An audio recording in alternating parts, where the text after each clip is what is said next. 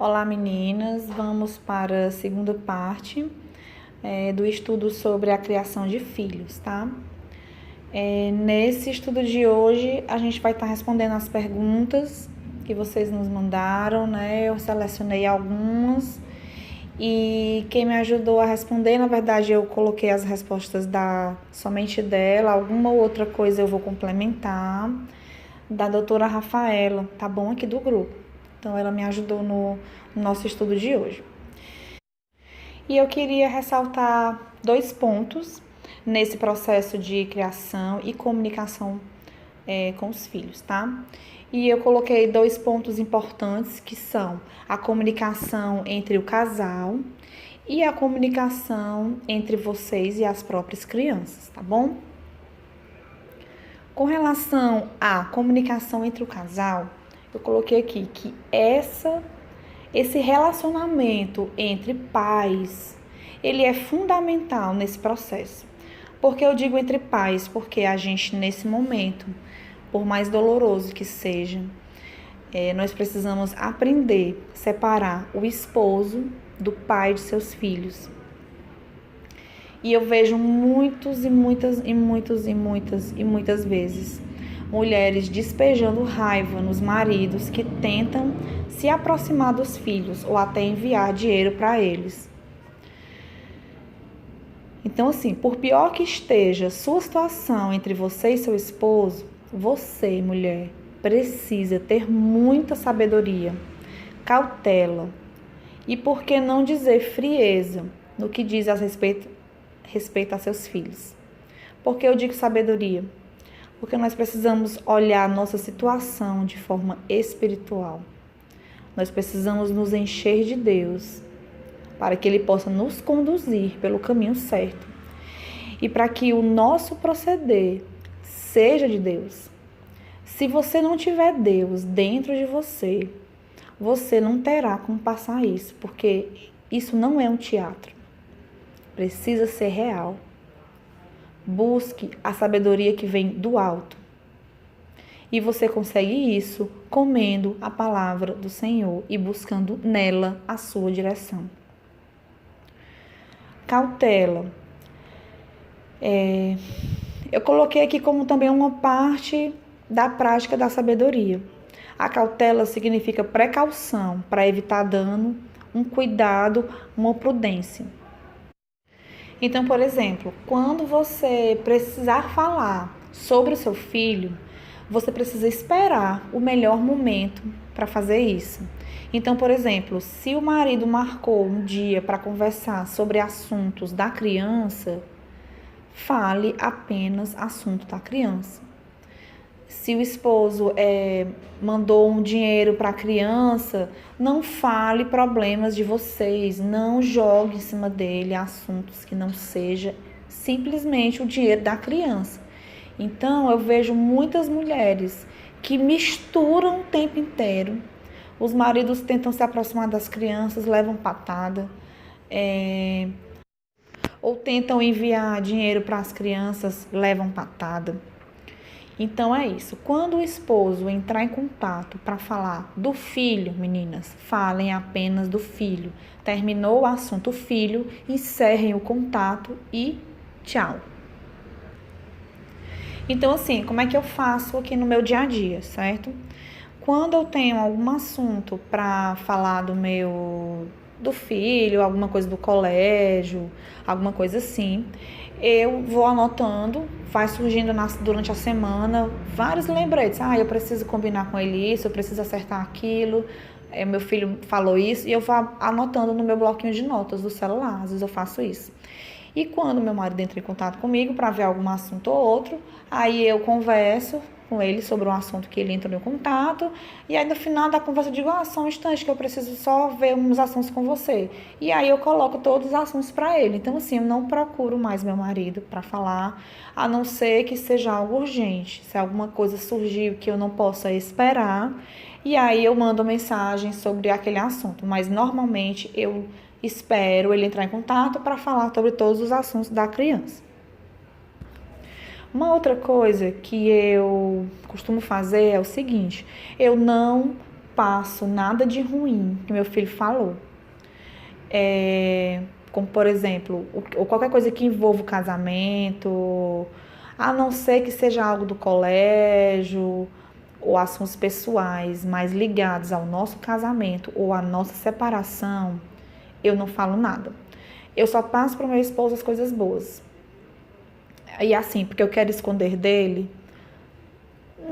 Não é por isso, mas eu não quero de alguma maneira influenciar meu marido usando meu filho, certo? Então, por exemplo, antes eu passava tudo, meu filho chorava, eu dizia, era como se eu usasse aquilo ali como manipulação por meu marido. Quando eu mesma percebi isso, eu realmente quis mudar e hoje eu não passo nada para ele. E já meu filho já soltou várias coisas, sabe? Algumas coisas até boas e algumas coisas ruins. Então assim, eu simplesmente decidi me calar.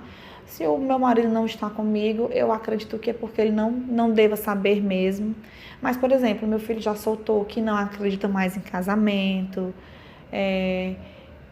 algumas coisas assim que eu tenho sozinha tentado desconstruir essa ideia que meu filho está formando, né? Porque infelizmente eles estão em processo de formação de caráter e de entendimento da vida e eu estou tentando desconstruir o que está sendo passado para ele de forma indireta, porque quando a gente se separa, infelizmente a criança lê exatamente como ele falou.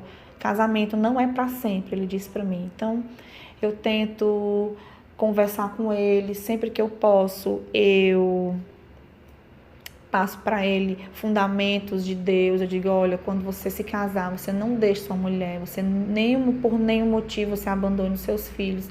E aí eu vou desconstruindo aquilo que o meu filho que tá sendo construído na cabeça dele de forma indireta, tá?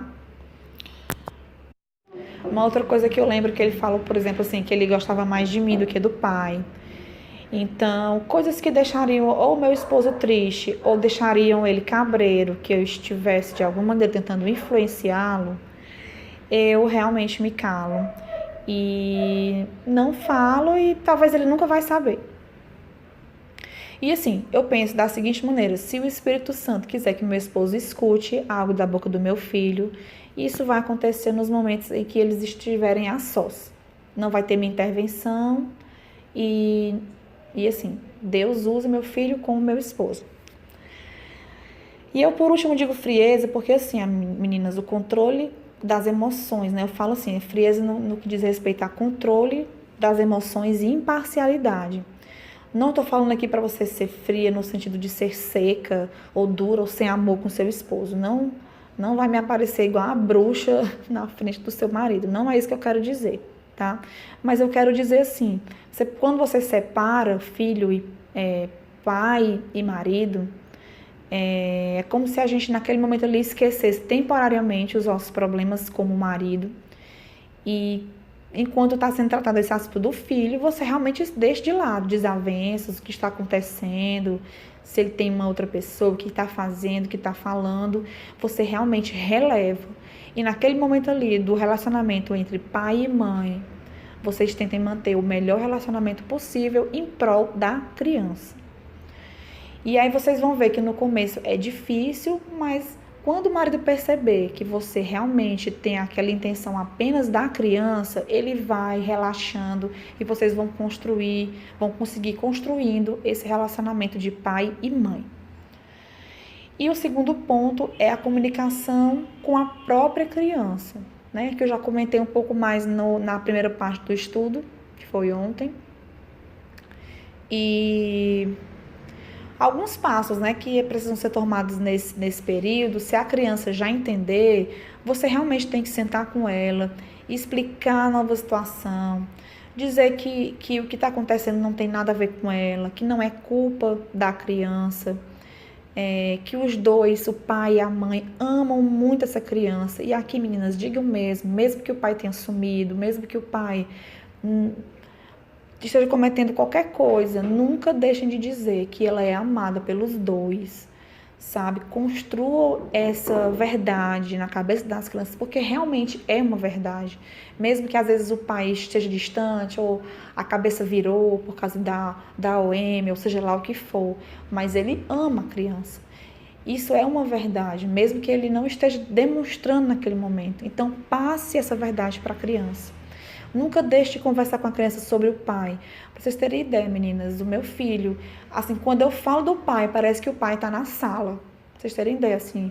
Vamos falar pro seu pai, porque seu pai, eu sempre boto o pai nas conversas. Você já falou pro seu pai? Seu pai vai ficar feliz. Então, eu sempre incluo o pai. É como se eu estivesse trazendo o pai para o dia a dia dele, sabe? E é assim, conversando, falando, buscando esse contato, meninas, buscando esse entrosamento entre vocês e as crianças. Para isso acontecer, vocês precisam gastar tempo com as crianças, sabe? Deixem de fazer coisas para ficarem com seus filhos. Deixe se tem trabalho para fazer ainda em casa, como eu, por exemplo, tenho muito trabalho para fazer. Às vezes meu filho vai dormir e eu entro na madrugada trabalhando, sabe? E esse sacrifício, ele tem valido muito a pena. O tempo que eu tenho gasto com meu filho é em todos os quesitos. Eu saio só com ele, eu sento no chão, eu compro jogos para jogar com ele. E aí você vai fazer essa ponte de acordo com a idade da criança. Se a criança for muito novinha, eu não vou dar todas as dicas aqui, porque na verdade nem é muito foco, mas, gente, informação é o que não falta para vocês. Se vocês entrarem no Google, eu vou te dizer, vocês vão ter como criar seus filhos, o que fazer com seus filhos, de acordo com a idade. Busquem essas informações. Busquem ter esses momentos. Saiam de televisão, saiam do WhatsApp.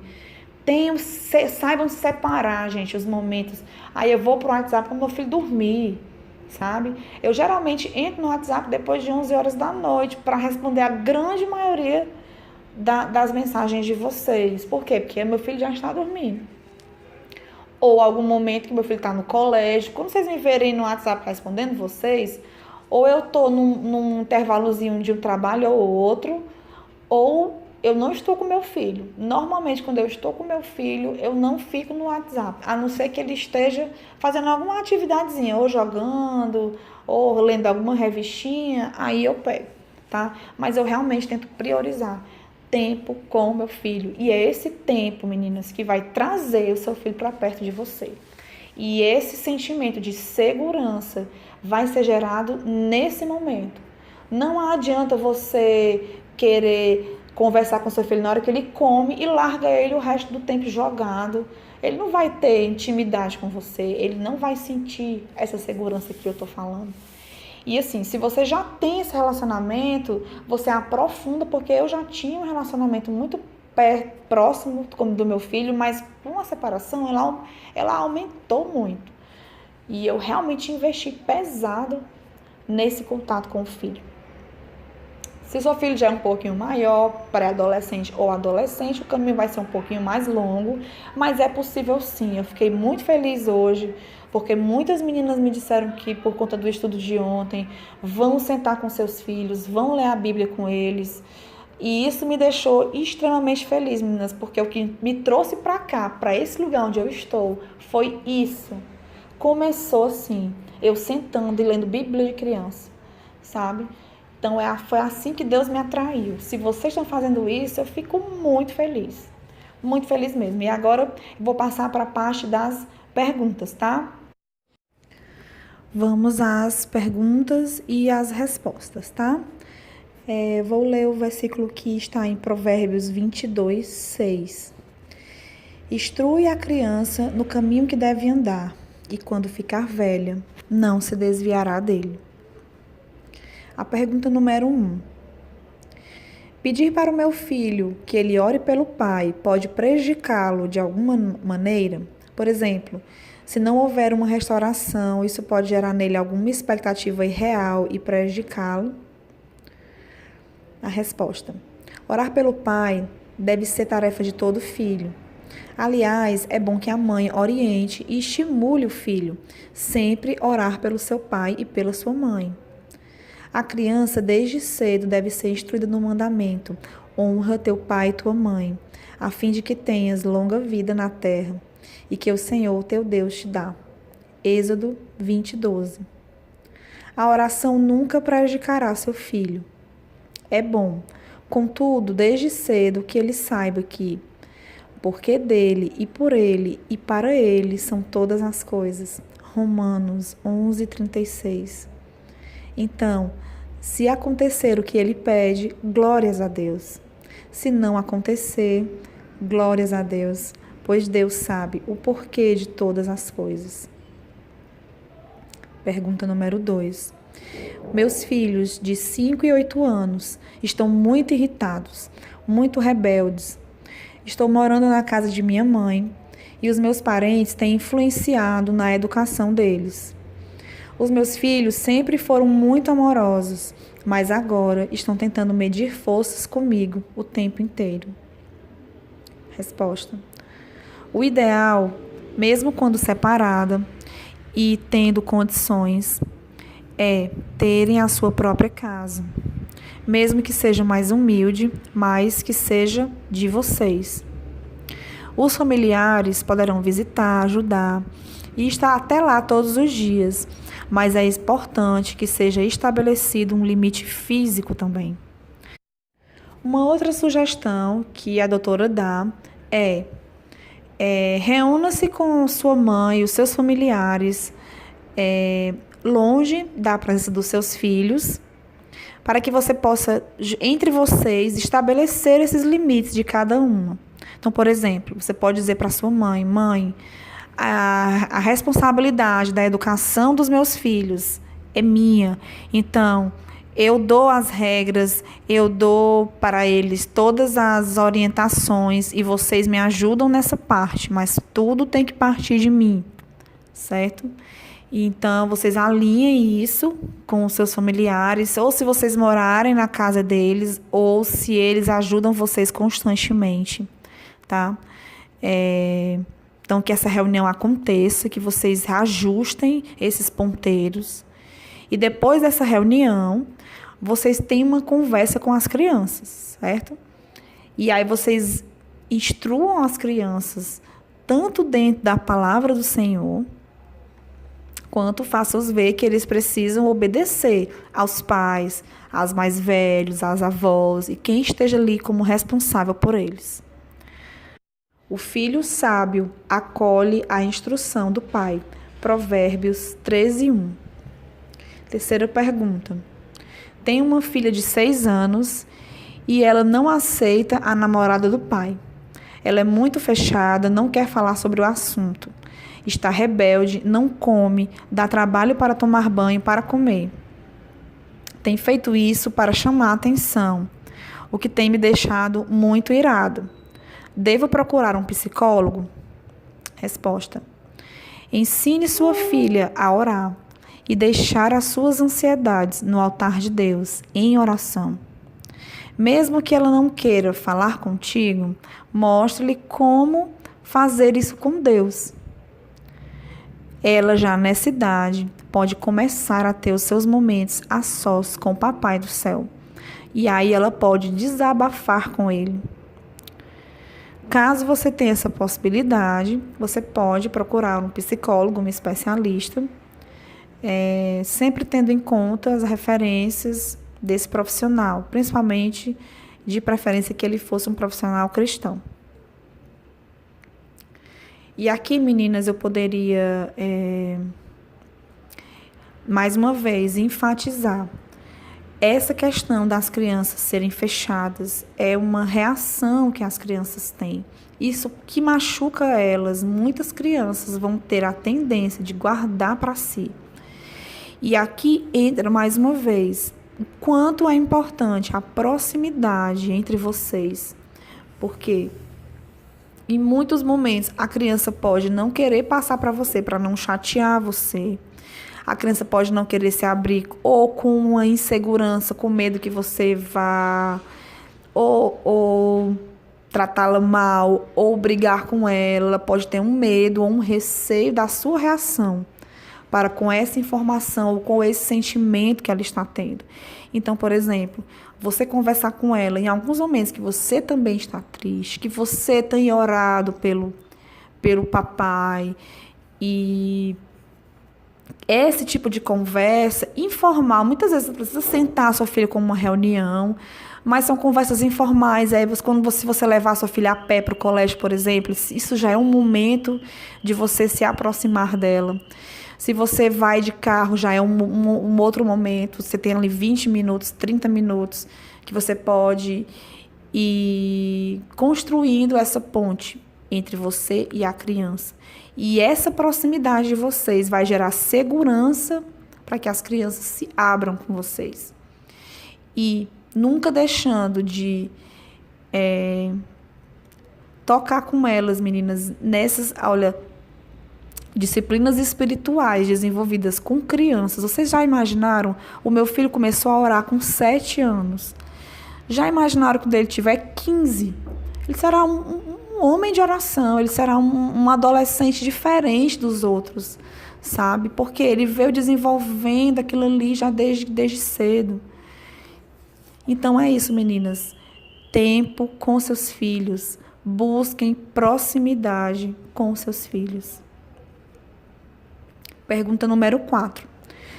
Tenho gêmeas que pegaram algo no colégio, uma coisa que não as pertencia, e quando eu as repreendi, dizendo que contaria ao pai delas, elas disseram que o pai não ligava para mim, que ele me xinga na frente delas. Como proceder?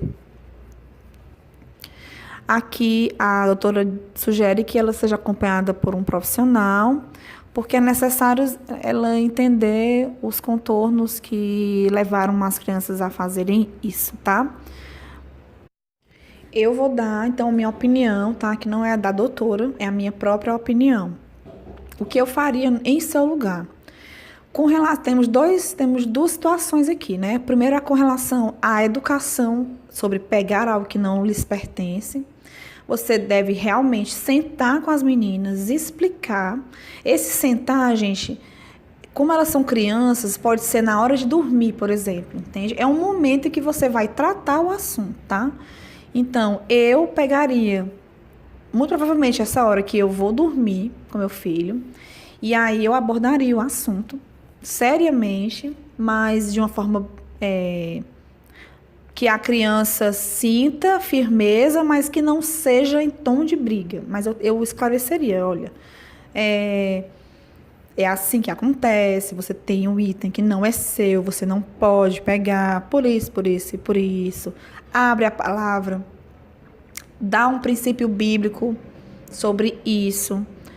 E aí você diga, eu como sua mãe, estou lhe dizendo que na vida você não pode fazer isso. Hoje você é criança, mas você vai crescer. Quando você crescer, você não pode pegar uma bolsa que não é sua.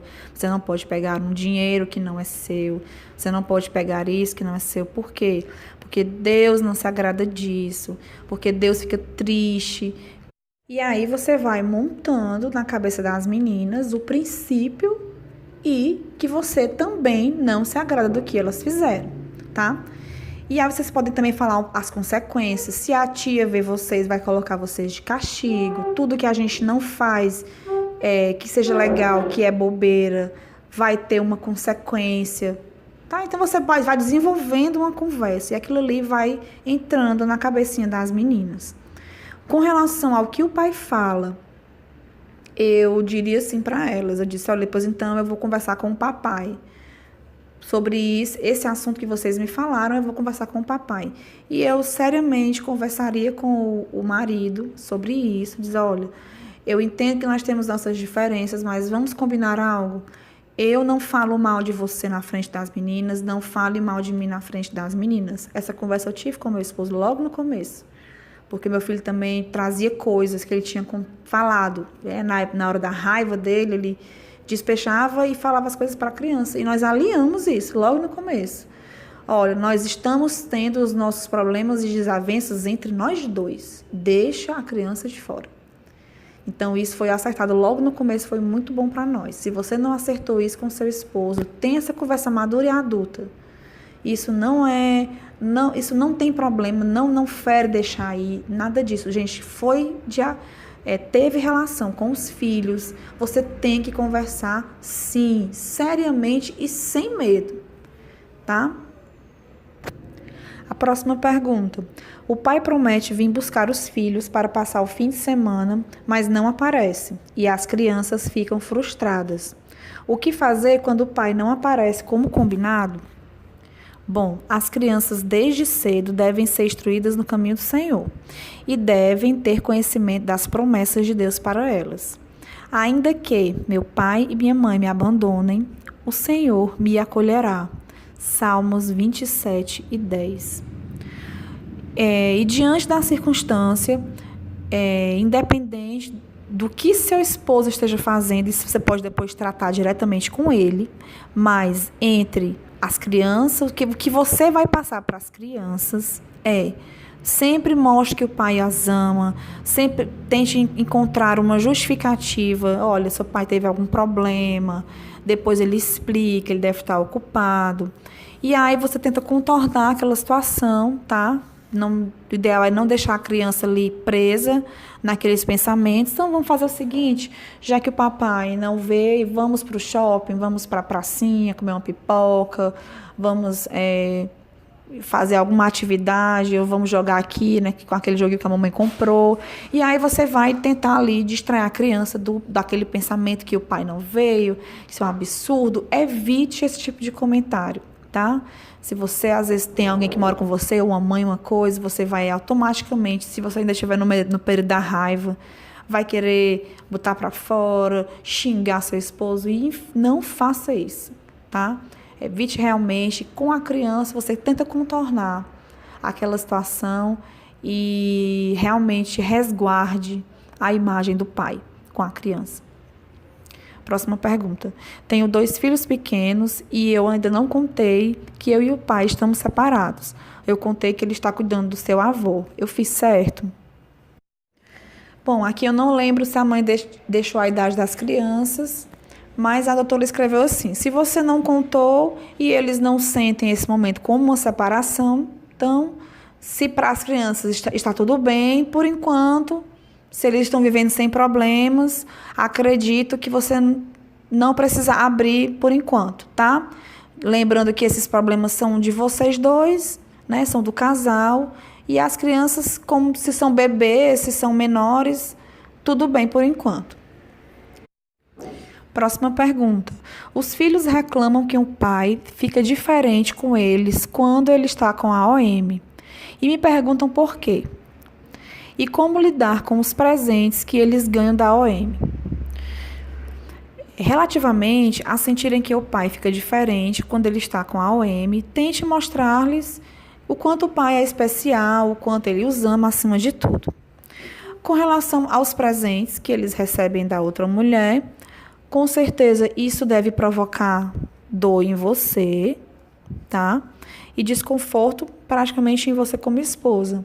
Mas, com relação às crianças, eu acredito que elas não fazem diferença se foi dado pela OM ou dado por uma avó, ou dado por você.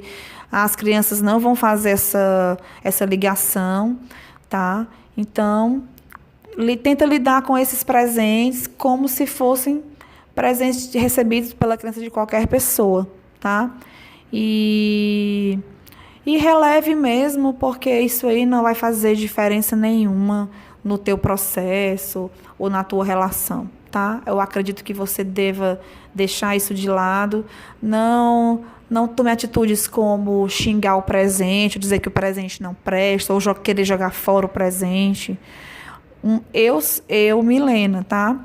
Poderia sugerir a você, se por acaso for um brinquedo e o pai tiver uma outra casa, eu poderia sugerir, olha, se a nossa filha ou filhos receberem algum presente de você ou da tal pessoa, você pode deixar aí, assim, é uma forma de sugestão, você pode deixar aí na sua casa, porque quando as meninas forem aí, elas podem brincar aí, vai ter brinquedo para elas brincarem aí, não tem problema de você Inclusive, é uma sugestão de profissionais que a criança tenha brinquedos aonde elas forem, que elas sentem aquele local ali como delas e tal. Isso aí foi também uma orientação que a psicóloga do meu filho deu pra gente, tá?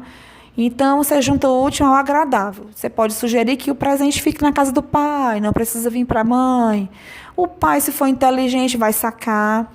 Se vocês tiverem um bom relacionamento, ele vai entender ainda mais ainda, certo? Uma sugestão seria essa, o presente ficar na casa do pai. Se as crianças decidirem trazer, meninas, realmente lidem com isso com maturidade. Se é apenas um presente para a criança ali, não vai ter diferença nenhuma. A criança não tem maldade com aquilo dali.